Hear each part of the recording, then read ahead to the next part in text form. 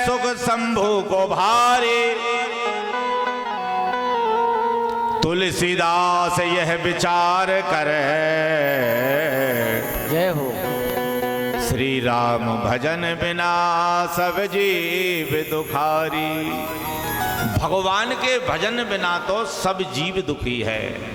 जिस व्यक्ति ने भगवान की नाम का जप कर लिया वो व्यक्ति बहुत सुखी है, अन्यथा सब दुखी है। एक बार मैया सीता जी के कानों के कुंडल गिर गए।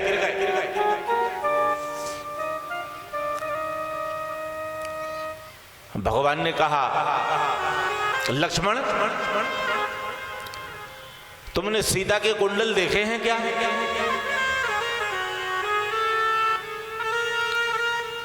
तो लक्ष्मण ने कहा, भैया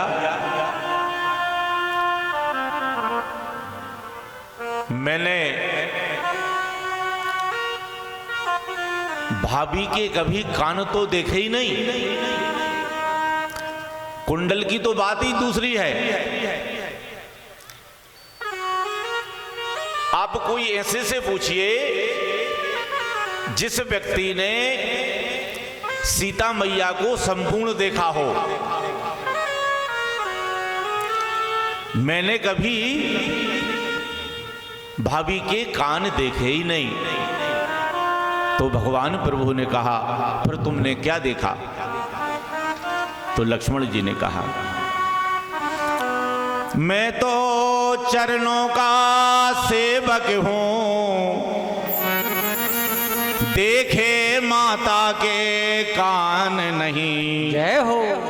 मैंने तो चरण निघारे हैं, कुंडल की कोई पहचान नहीं। मैंने तो चरण निघारे हैं, कुंडल की कोई पहचान नहीं। मैंने तो चरण निहारे हैं, कुंडल की कोई पहचान नहीं। कुंडल वाली वह देहिका, कुंडल वाली वो देहिका, इस भ्रात हरण करने वाले, इस भ्रात हरण करने वाले, इस भ्रात हरण करने वाले। सावधान होकर रहना, आते हैं रण करने वाले, आते हैं रण करने वाले। ए नाथ सगुने अच्छा है, ठठगढ़ है तीर कमानों का, ठठगढ़ है तीर कमानों का, ठठगढ़ है तीर कमानों का। इस समय व्यर्थ क्यों खोते हो, कुंडल होगे वही कानों के। इस समय व्यर्थ क्यों खोते हो, कुंडल होगे वही कानों के।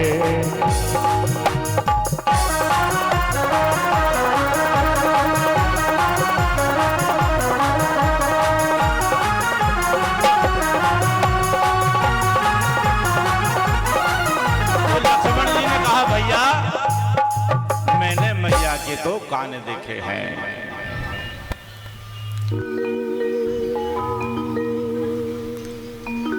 देखिए, आज हम कलावा बांध करके अगर हम कथा श्रवण कर रहे हैं तो इसका फल कब है? जब हम ज्यादा से ज्यादा सत्य बोलने का प्रयास करें। सीताराम धर्म न दोसर सत्य समाना, धर्म न दोसर सत्य समाना, धर्म न दोसर सत्य समाना। आगम निगम पुराण बखाना, आगम निगम पुराण बखाना, धर्म न दोसर सत्य समाना। ओ धर्म न दोसर सत्य समाना। अगर हम ज्यादा से ज्यादा सत्य बोलने का प्रयास करेंगे तो हमारी कथा करना भी सार्थक है, और अगर हम सत्य नहीं बोलेंगे तो कथा करना हमारी सार्थक नहीं है। अगर हम पोथी समझकर, किताब समझकर अथा हम कथा श्रवण करेंगे तो हम ऐसा अपराध करते हैं। इस सोचकर कथा श्रवण करें कि भगवान की चिन्मयी झांकी का साक्षात्कार दर्शन प्राप्त हो रहा है।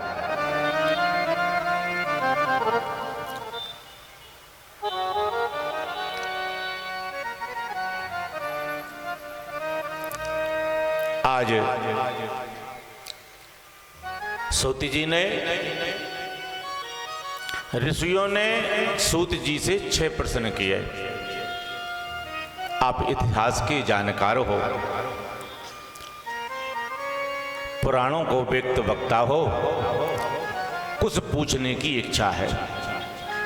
आज हम 1 नहीं, 2 नहीं, 3 नहीं, आज हम 6 प्रकार के प्रश्न करना चाहते हैं। कहा पूछिए। हमारा पहला प्रश्न है, धर्म की परिभाषा क्या है? धर्म किसे कहते हैं? पेड़ पर उल्टा लटक करके तपस्या करना का यही धर्म है? या दिन में 4 बार स्नान करना यही धर्म है? या करोड़ों की संपत्ति को दान कर देना यही धर्म है? आखिर धर्म क्या है? संक्षिप्त प्रश्न, धर्म की परिभाषा बताइए। हमारा दूसरा प्रश्न है, जब हम मंदिर जाते हैं तो मंदिर में बहुत से देवी देवता होते हैं। हम किन देवता के प्रति विश्वास रखें, श्रद्धा रखें? कभी मन में भ्रम नहीं हो जाता कि भोले बाबा बड़े हैं, भगवान विष्णु बड़े हैं? आखिर बड़े कौन हैं? इसलिए हमें बताने की कृपा करें। तीसरा प्रश्न हमारा है, भगवान के पूर्ण रूप से अवतार कितने हुए? कोई 24 कहता, कोई 12 कहता। प्रमाण रूप से अवतार कितने हैं? बताने की कृपा करें। चौथा हमारा प्रश्न ये है, भगवान का नाम जब अजन्मा है, जन्म नहीं लेते, तो देवकी नंदन कैसे हुए? यशोदा नंदन कैसे हुए? दशरथ नंदन कैसे हुए?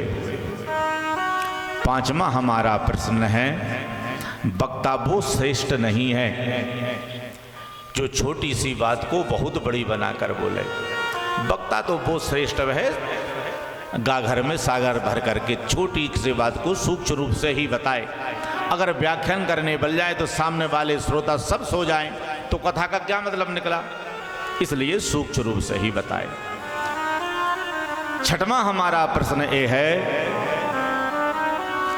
कि जब जब अधर्म होगा तो भगवान का अवतार होगा। जब भगवान जब चले गए तो धर्म किसकी शरण में गया? धर्म तो अकेला हो गया। कृपया करके ये हमें बताने की कृपा करें। निवेदन किया। इस प्रश्न को सुनकर के सूत जी गदगद हो गए। कहा, ऋषियों, तुमने ये प्रश्न पूछा, ये खुद के लिए नहीं पूछा, ये जगत के कल्याण के लिए ही प्रश्न पूछा है।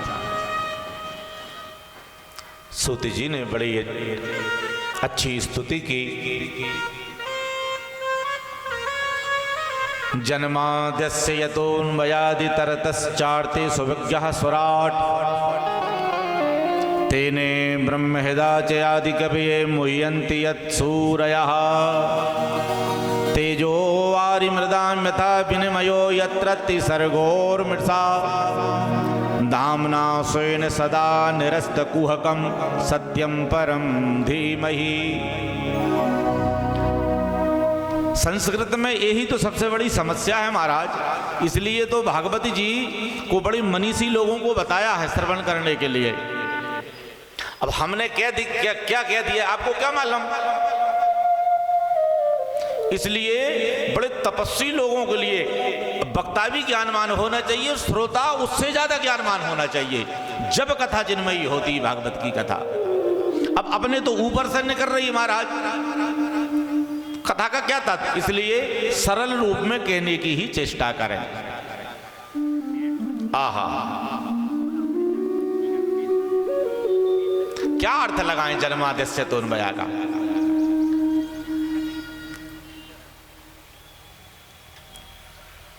श्री सूत जी ने कहा, मैं आज आपके 6 प्रश्नों के उत्तर देने के पूर्व में श्री सुखदेव भगवान के चरणों में प्रणाम करना चाहता हूं। इनका जीवन वीतराग था, राधा रानी की गोद में कीड़ा कर रहे थे। राधा रानी ने कहा, बेटा मृत्यु लोक में जाओ और जन जन में भागवत का प्रचार करो। वो ही अंडे के रूप में एक पर्वत पर उसके माता पिता सुख और पक्षी दोनों उनको छोड़कर चले गए। भगवान शिव वहां वास करते हैं। एक बात नारद जी के मन में प्रेरणा हुई, सुखदेव का उदय होना चाहिए, तो ऐसा नाटक करूं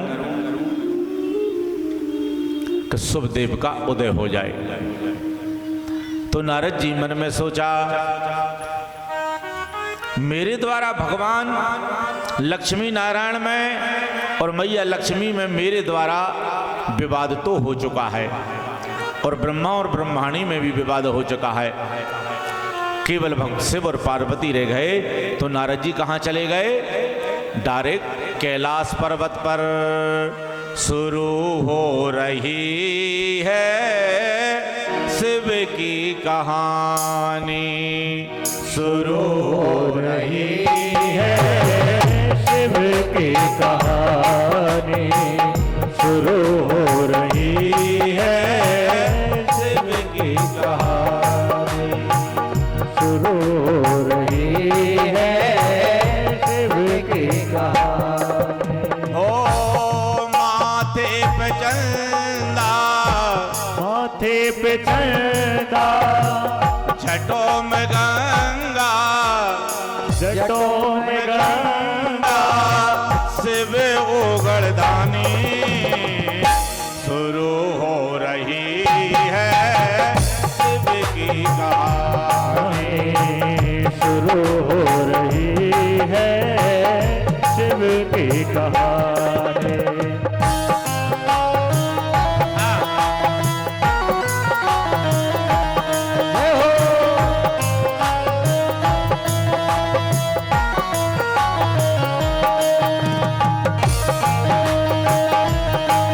सभी लोग मीठी मीठी तालियों की सेवा दें भाव के साथ।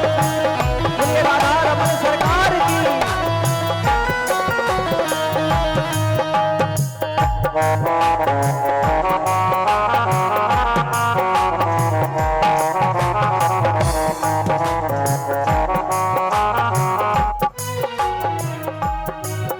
नारद जी कहाँ पहुंच गए? कैलाश पर्वत पर। और कैलाश पर्वत पर जैसे ही पहुंचे तो भगवान शिव वहां नहीं थे, केवल मैया पार्वती थी। जैसे ही मैया पार्वती ने देखा नारद जी को, आइए नारद जी, क्या बात है, बहुत दिन में आगमन हुआ नारद जी। तो नारद जी ने कहा, मैया आजकल आना जाना सब बंद कर दिया। कहा क्यों? कहा जीव मार्त स्वार्थी हो गया, किसी के प्रति कोई प्रेम नहीं बचा, इसलिए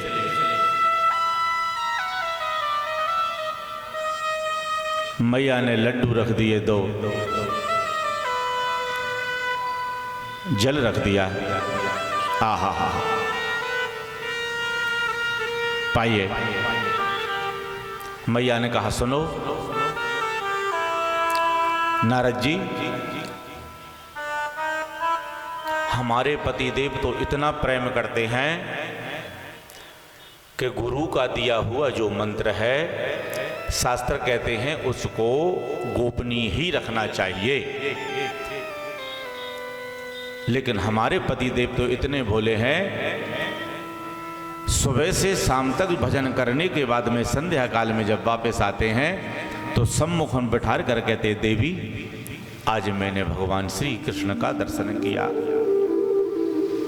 आज मैंने राम जी का दर्शन किया। तो नारद जी ने कहा मैया अच्छी बात है, भगवान करे आपका प्रेम बढ़ता ही रहे।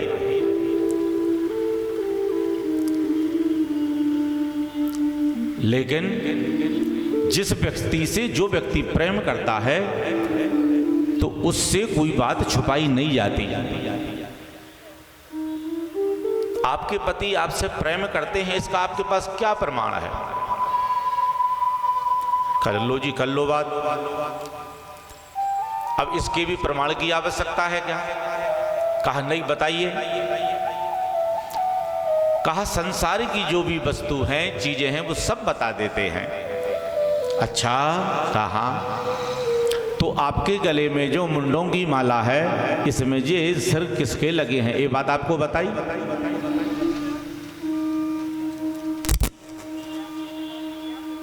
अब स्त्रियों की बात महाराज दिमाग पे चढ़ गई। नारद जी ने कहा ठीक है, हम तो चलते हैं, आप जानो और आपकी रामलीला जाने। और जैसे ही वहां से गए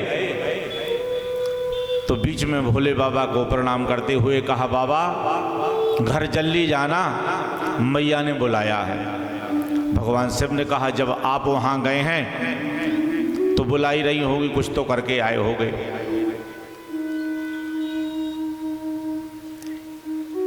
जैसे ही शिव जी आए तो मैया ने जो आभूषण थे, नए नए वस्त्र से उसका परित्याग कर करके और मलिन वस्त्र धारण कर लिए और कोप भवन में जाके बैठ गई।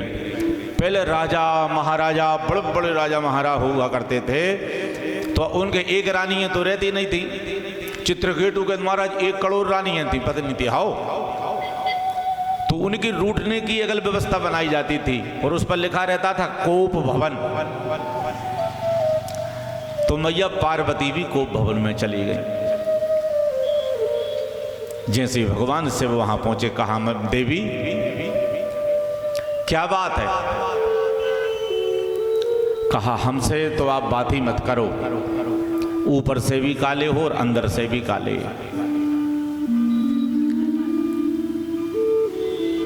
कहा देवी काला तो वो होता है जो कपट करता है, मैं तो कपटी हूं ही नहीं।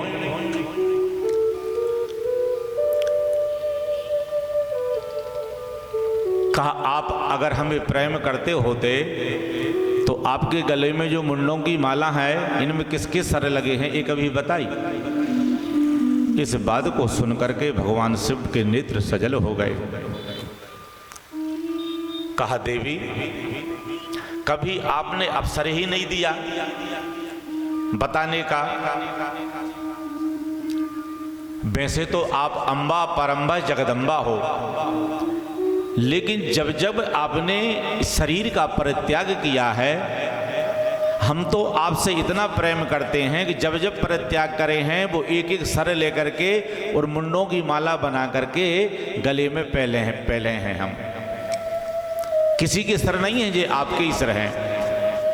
तो पार्वती जी ने कहा तो आप महाकपटी हुए। कहा कैसे? कहा हमें बार बार मरना पड़ता है, आपको मरना नहीं पड़ता। ऐसी कौन सी औषधि पी रखी है? अगर सच्ची प्रेम होता तो वो औषधि हमें नहीं पिलाते। आहा हा। भगवान शिव ने कहा देवी, उस औषधि का नाम है अमर कथा, जो न उनका जीना होता, न मरना होता, कभी न जन्म होता, न कभी मरता। जिसने अमर कथा सुन ली तो कहा प्रभु मुझे भी सुनाइए।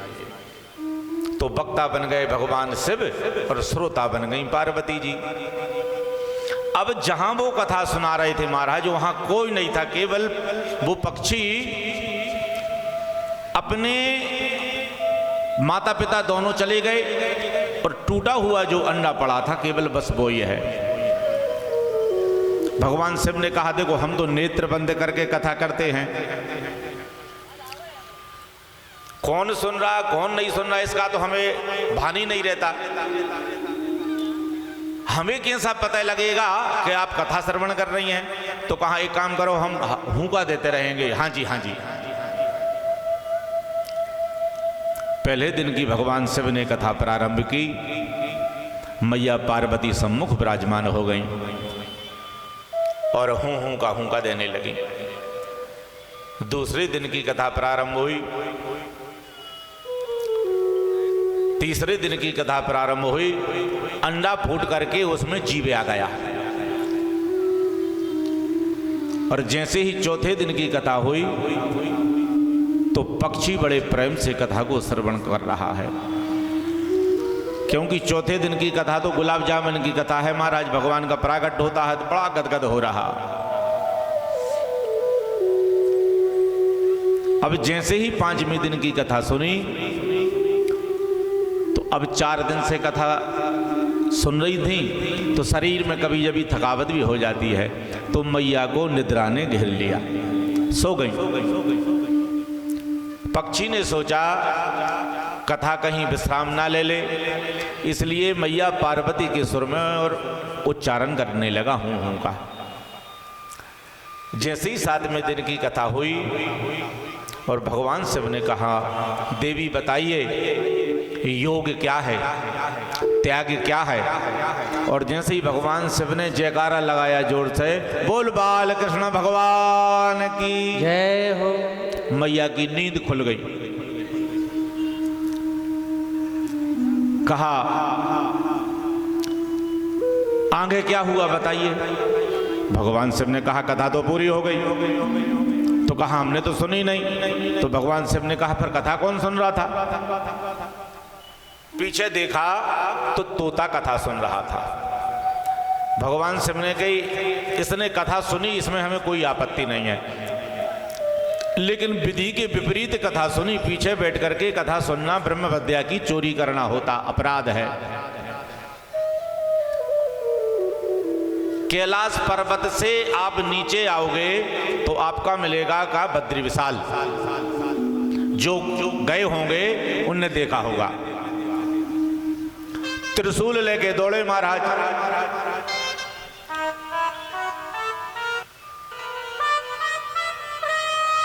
बद्री विशाल के यहां वेद व्यास की परम पवित्र कुटिया है, समरा प्रयास नाम की कुटिया। उनकी पत्नी है बिटिका देवी। उधर से तोता दौड़ता हुआ और भागता हुआ डर के मारे आ रहा। शाम के संध्या बेला में झाड़ू लगा रही थी बिटिका देवी। कहा सुनो जी, 80 वर्ष की तो अवस्था हो गई, अब तो पुत्र हुआ ही नहीं महाराज। व्यास जी ने कहा देवी चिंता ना करो, सब भगवान कल्याण करेंगे। और जैसे ही झाड़ू लगा रही थी, झाड़ू लगा जुम्हाई आई तो तोता पर्वत से आता हुआ और बिटिका देवी के घर में चला गया। बोल सुखदेव भगवान की जय हो। वो ही सुखदेव भगवान 12 वर्ष तक त्रिपिटिका देवी के गर्भ में रही, जिन्होंने गर्भ को ही मंदिर बना दिया। भगवान शिव सामने बैठ गए, कहा 12 वर्षों बाद जब बाहर आएगा मैं जब मारूंगा। व्यास जी ने चरणों में प्रार्थना की, कहा प्रभु सुखदेव ने तो अमर कथा सुनी है। भगवान शिव ने कहा ये तो हमको भान ही नहीं रहा, और भगवान वहां से अपनो धाम को चले गए।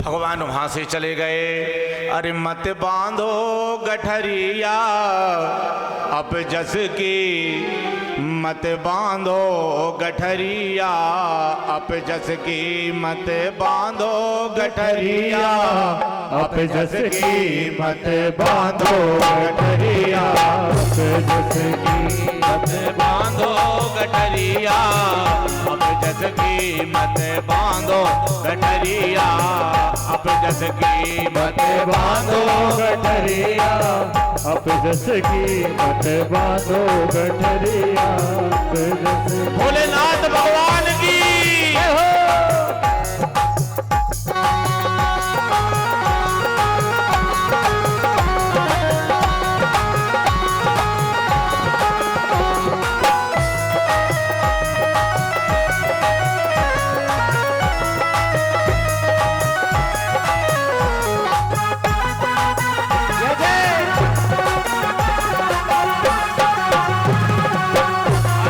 घोर कलयुग है, और कलयुग को चतुर्थ चरण लग गो।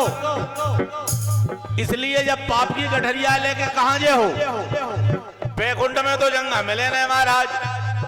इसलिए जब पाप की गठरिया है भागवत जी के सामने खोल कर बिखार दो, ताकि थोड़े थोड़े से बटके और भगवान की प्राप्ति हो जाए। कहां ले जाओ पाप की गठरी? मत बांधो गठरिया अब जस की, मत बांधो गठरिया